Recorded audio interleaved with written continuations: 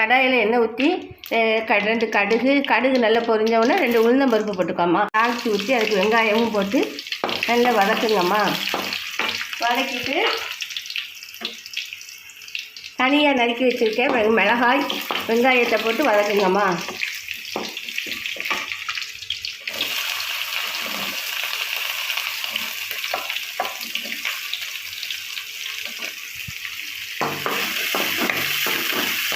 அது நல்லா சிவக்க வறுத்துருங்கம்மா. வெங்காயம் மிளகாய் நல்லா வதங்கிட்டுமா. வதங்கினதுக்கப்புறம் நைஸாக நறுக்கிய வெண்டைக்காயை போட்டு வதக்குங்க. வெண்டைக்காய்மா வதவதப்பு இல்லாமல் நல்லா வதக்கிடுங்கம்மா. அப்போ தான் பச்சடி நல்லா வரும். இப்போ பாருங்கம்மா நல்லா வதக்கிட்டேன். வதக்கல நறுக்கி வச்சுருக்கேன் பச்சடிக்குள்ளே தக்காளி மாங்காய் போட்டுக்கோங்கம்மா. இஞ்சி பூண்டு பேஸ்ட் போடுங்க.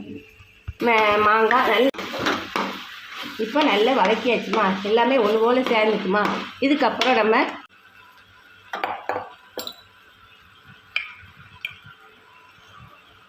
உரப்புக்கு தந்தாலும் சேர்த்துக்கோங்கம்மா. பத்தப்பொடி இது கூட இஞ்சி பூண்டு பேஸ்ட்டு போட்டுக்கோங்கம்மா. அப்போ தான் டேஸ்ட்டு கொடுக்கும்.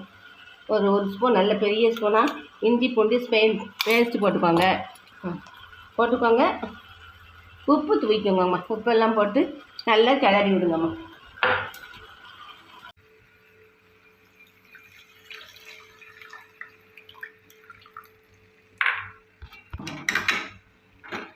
புளி கரைசலை ஊற்றியாச்சுமா.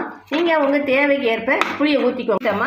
வதக்கிட்டு குக்கரில் தட்டி நல்லா 2 விசில் விட்டால் பச்சடி ரெடி ஆகிடுமா.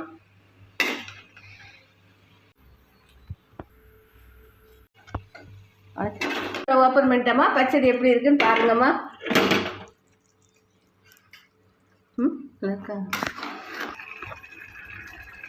கருவேப்பிலை போட்டு இறக்கிட்டோம்னா பச்சடி ரெடி.